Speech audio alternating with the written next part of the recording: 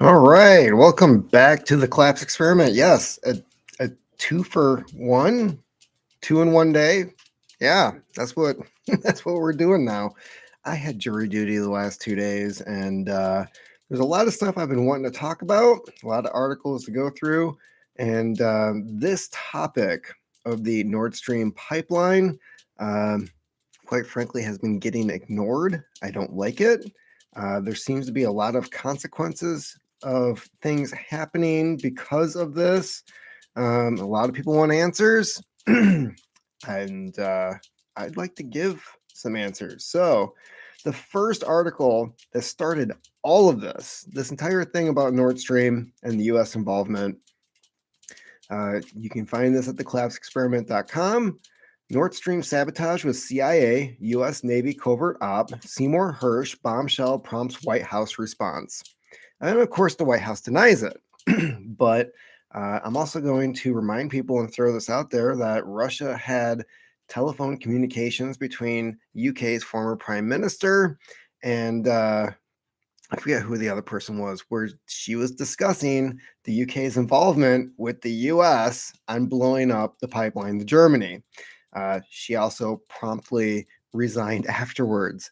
So she can deny it, other people can deny it, but it's funny that she got called out and the transmission was captured by Russia, and she promptly decided to exit the field. So, anyways, getting back to Seymour Hersh, famed journalist and Pulitzer Prize winner, who for decades was a star reporter writing for the New York Times and the New Yorker, on Wednesday published a new bombshell in this first Substack post, prompting a quick White House response.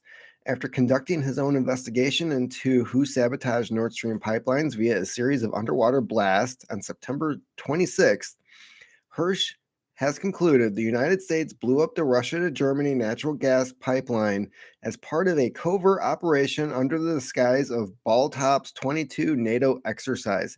That came up almost immediately after the explosion that we were doing these NATO exercises in that exact location. And there was speculation that we were doing other things in the meantime. Uh, Hersh, relying on unnamed national security sources, described months of discussions and back and forth involvement, the Biden White House, CIA, and Pentagon. The report says planning was in the works all the way back in December of 2021, with a special task force formed under the uh, aegis of U.S. National Security Advisor Jack Sullivan. The Navy proposed using a newly commissioned submarine to assault the pipeline directly. The Air Force discussed dropping bombs with delayed fuses that could be set off remotely. The CIA argued that whatever was done, it would have to be covert. Everyone involved understood the stakes. And this is from a report titled How America Took Out the Nord Stream Pipeline. The Biden administration was doing everything possible to avoid leaks as the planning took place late 2021 and into the first months of 2022. It continues. So let's see here. There was significant pushback within the intelligence community, but any reservations were overcome in the lead up and aftermath of the Russian invasion of Ukraine in February of 2022. So they were planning this before Russia even invaded Ukraine. That's crazy. Throughout all this scheming, the source says some working guys in the CIA and the State Department were saying, don't do this, it's stupid and will be a political nightmare if it comes out. Anybody wondering why we're shooting down balloons and derailing trains everywhere? Yeah, political nightmare, huh? Nevertheless, in early 2022, the CIA working group reported back to Sullivan's interagency group, we have a way to blow up the pipelines. Of course, the CIA would say that. That's like their specialty. They just love causing chaos. What came next was stunning. On February 7th, less than 3 weeks before the seemingly inevitable Russian invasion of Ukraine, Biden met in his White House office with German Chancellor Olaf Scholz, who, after some wobbling, was now firmly in the American team. At the press briefing that morning, Biden defiantly said, if Russia invades, there will be no longer a Nord Stream 2. We will bring an end to it. Yeah, that was another thing that came up, right? Repeatedly. Biden said it a few times. Was it his Secretary of State? I forget. Maybe his representative of the UN. She stated it repeatedly. 20 days later, Undersecretary Newland had delivered essentially the same message yes, it was Newland. State Department briefing with little press coverage. I want to be very clear to you today, she said in response to a question. If Russia invades Ukraine one way or another, Nord Stream 2 will not move forward. So, yes, he's using all the same common sense, information that is out there to put things together. He also seems to have inside sources as to the planning of this event. Biden said in February of last year, there will no longer a Nord Stream 2. We will bring an end to it. Yep, and they've got the video clip right here, which unfortunately there. I'm not going to play it. As for Washington motives in such a risky covert sabotage mission, Hirsch writes, as long as Europe remains dependent on the pipelines for cheap natural gas, Washington was afraid that countries like Germany would be reluctant to supply Ukraine with money and weapons it needed to defeat Russia. So this is all in order to aid one country, which is not part of NATO, not technically a U.S. ally, from my understanding. There's absolutely no reason why we are supposed to be pumping out tens of billions of dollars to this country. It doesn't make any sense to me. So, anyways, this was the initial article. Now, the backlash of that, we have, oh crap, let's see here. We also have, let's see here. China demands U.S. explain itself to the world over Nord Stream attack. Yeah. So this is another slap in the face. So once this news came out, everybody was jumping on board. China has demanded that the United States explain itself to the world if the revelations in Seymour Hersh's story about U.S. intel being responsible for destroying the Nord Stream gas pipelines are true. Let's see here. That's a repeat. According to Hirsch's sources, explosives were planted June of 2022 by U.S. Navy divers under the disguise of Ball Top 22. One source told Hirsch that the plotters knew that the covert operation was an act of war, with some of the CIA and State Departments warning, do not do this, it's stupid and will be a political nightmare if it comes out. That seems to be coming up repeatedly. Now Beijing is demanding that the White House address the issue, seemingly unimpressed with the Biden administration's rather weak response to merely label the story false. Because it's not. Earlier today, Chinese Foreign Ministry spokeswoman Mao Ning asserted that Washington would have to bear responsibility if the report is confirmed as accurate. Yeah, can you imagine that? We blow up this pipeline. We're not technically at war with Russia. What happens? Do we pay to repair this pipeline? Or does Russia just say, fine, screw it, now you're involved in Ukraine and it's open season on Americans? Isn't it always? If the conclusions of the investigation are true and then the U.S. behavior is unacceptable. No shit. The diplomat told reporters, adding that the U.S. would need to explain itself to the world community. The Kremlin also responded to a report by demanding a fresh international investigation into the attack, which was preceded by both Joe Biden and Victoria Nuland asserting that the pipelines would be taken out if Russia invaded Ukraine.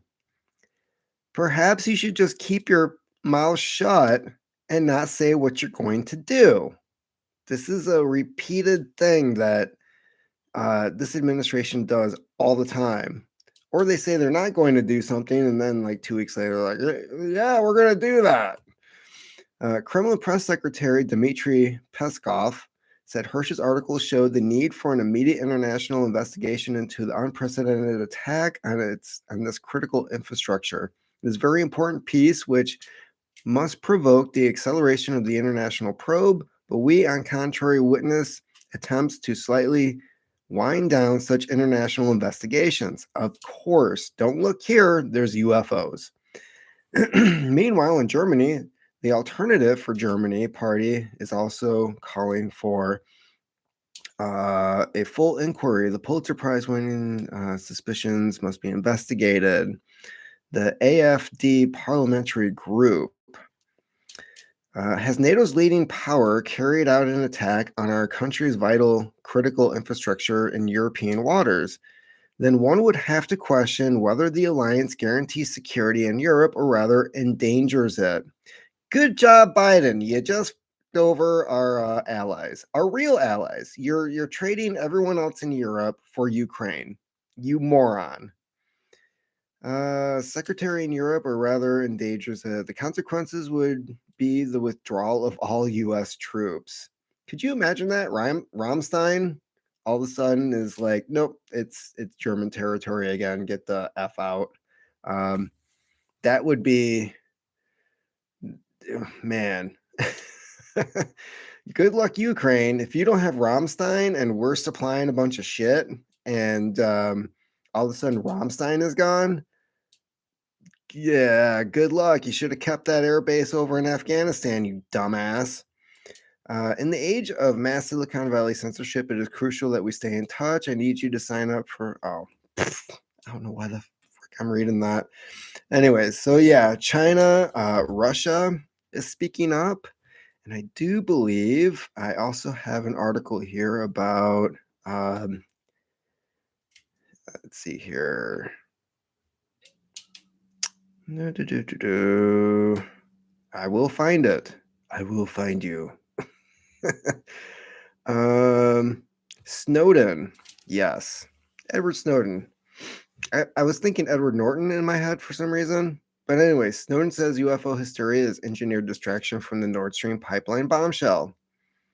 Yeah, again, how is it this guy keeps on being right? NSA whistleblower Edward Snowden says the hysteria over UFOs being shot down over America and Canada is a distraction from Seymour Hersh's story about the U.S. being responsible for blowing up the Nord Stream pipelines. Oh, over the past week, there has been at least 4 instances of U.S. fighter jets destroying unidentified flying objects. In one case over Alaska, an object that had no means of propulsion but was spotted flying at 40,000 feet, and pilots said interfered with the sensors of their aircraft. Wait, what? I don't recall ever reading this part. Had no means of propulsion, but was spotted flying at 40,000 feet, and the pilot said interfered with the sensors of their aircraft. Perhaps 1 out of 4 is yesterday, the White House denied that the objects were extraterrestrial in nature, although the glib dismissal of anything only continued to feed the speculations online that ET had paid a flying visit. In reality, as most people have pointed out, the shoot downs are likely a show of force to save the Biden administration's blushes from questioning as to why the Chinese spy balloon was allowed to monitor America in the first place. Yeah, whose side are you on? According to Edward Snowden, the UFO flap is also a misdirection to wipe the infinitely more awkward Seymour Hersh's story from the headlines. Snowden tweeted that the hysteria was an engineered bait and switch to prevent the media from covering the pipeline explosion revelations. This is Edward Snowden here. It's not aliens. I wish it were aliens, but it's not aliens. It's just the old engineered panic and attractive nuance, ensuring national security reporters get assigned to investigate balloon bullshit rather than budgets or bombings. Nord Stream. Until next time, yeah, no kidding. And last week, Pulitzer Prize winning investigative journalist Seymour Hersh, blah, blah, blah. They're repeating themselves again, repeating. Okay, I'm just going to move on to the next freaking article because That's one thing I don't like about Zero Hedge in particular is that they will have new material, but then they'll just recycle old stuff later on. Um, so let's see here. French historian World War III has already begun. Let's see if this is linked, shall we? French historian who accurately predicted the fall of the Soviet Union over a decade in advance says that the World War III has already begun as a result of the conflict in Ukraine. Comments made by Emmanuel Todd, one of France's leading intellectuals, during the interview with La Figaro newspaper. It is evident that the conflict, initially a limited territorial war, has evolved into a global economic confrontation between the whole West on one side and Russia, backed by China, on the other. It has become a world war. Um, let's see here. Todd added that the resistance of the Russian economy is pushing the U.S. imperial system towards the abyss, and that Biden must hurry to rescue a fragile America. Yeah, think. According to the historian, U.S. control of the world financial system is at risk of because the Russian economy's resistance to sanctions is pushing the American imperial system towards the precipice. With Russia still able to rely on China for monetary backing. Todd says America cannot withdraw from the conflict. They cannot let go because it has no exit strategy and the stakes are too high. Is this just not a reoccurring theme in US policy and history? We go in, we don't know what the hell we're doing, there's no definitive goal. We just keep changing stuff for the sake of just being there. And then when we have to leave, we're just kind of like, ugh. This is why we are now in an endless war and a confrontation whose outcome must be the collapse of one side or the other.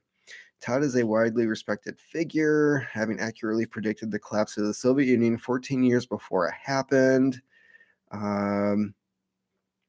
Donald Trump also recently cautioned we're on the brink of World War III. I don't know why he's coming up about this French historian.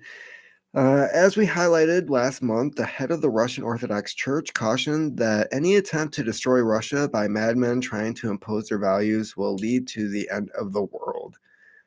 We pray to the Lord so that he enlightens those madmen and helps them understand that any desire to destroy Russia will mean the end of the world.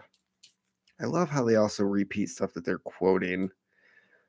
Yeah, so this guy says World War III is already started.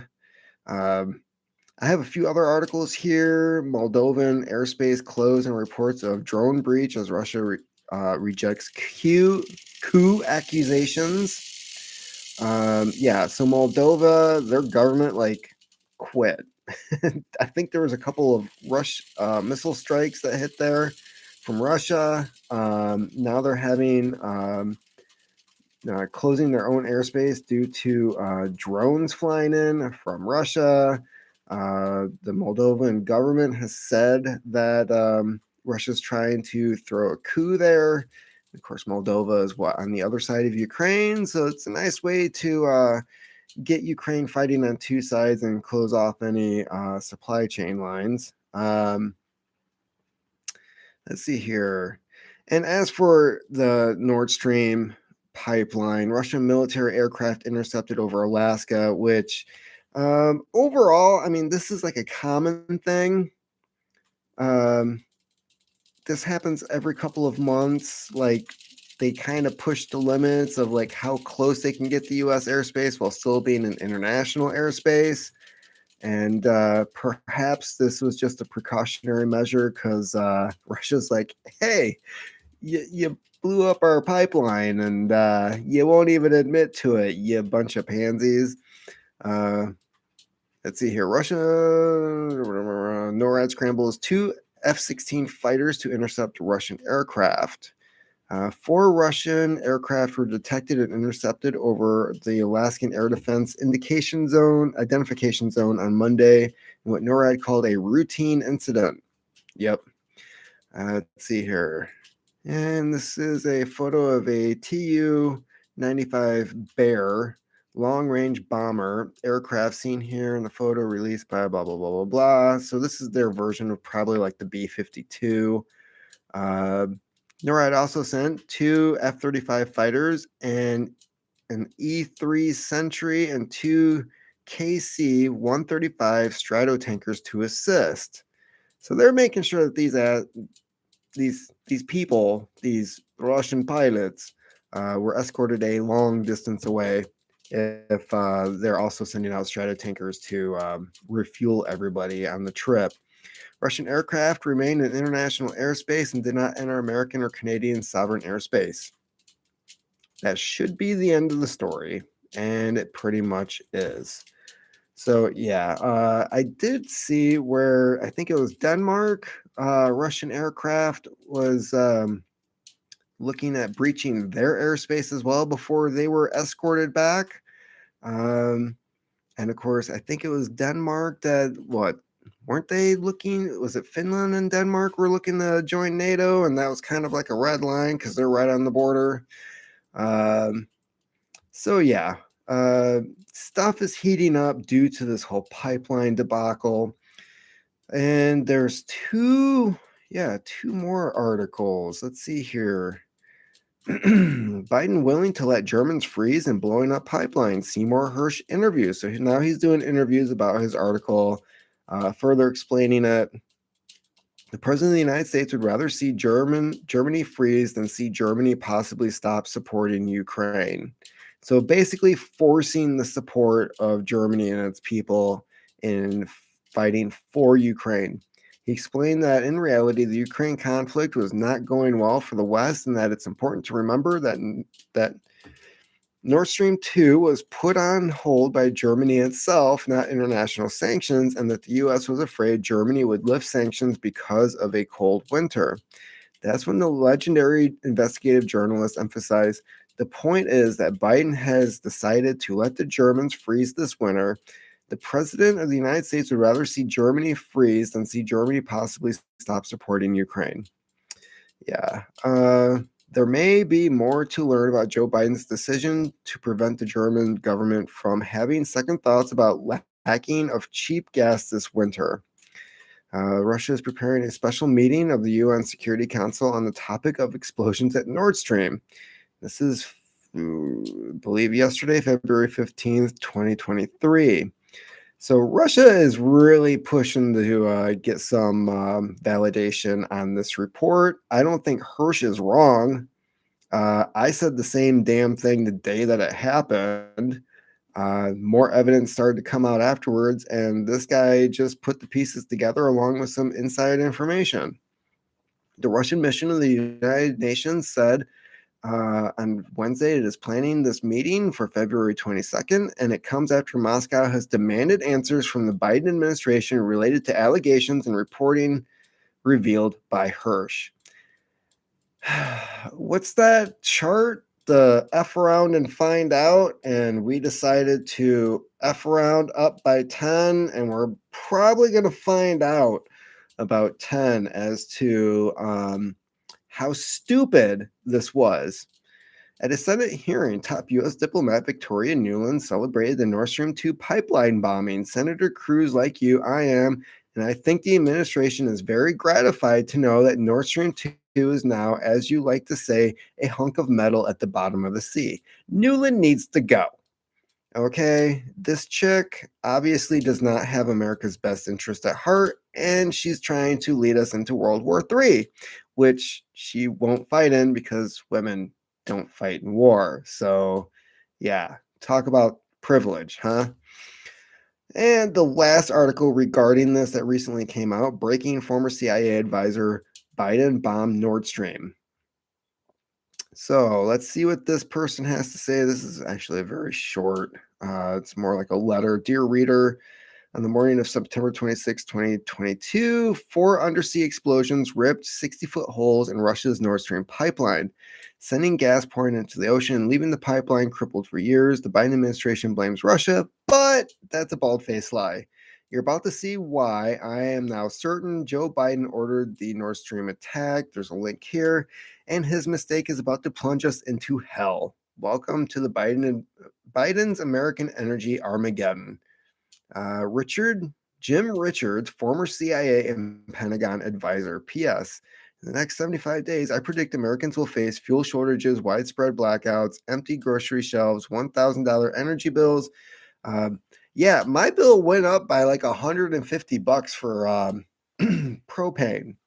Yeah, that was pretty crazy. I've never paid that much before. Uh, Drained retirement accounts and new crime wave. See my full warning here.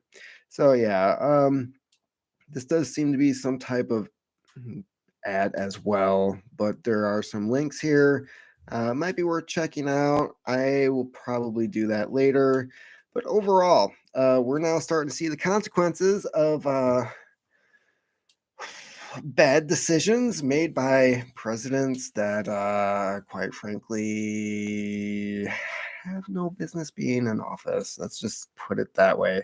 Um, he's making horrible decisions, and he's at the age where he's not going to have to see the repercussions of those decisions. And his crackhead son, I don't think he really gives a crap about him. So yeah, this is just all kind of willy nilly, and it's it's a horrible reality. Oh my god. So yeah, we blew up Nord Stream 1 and 2.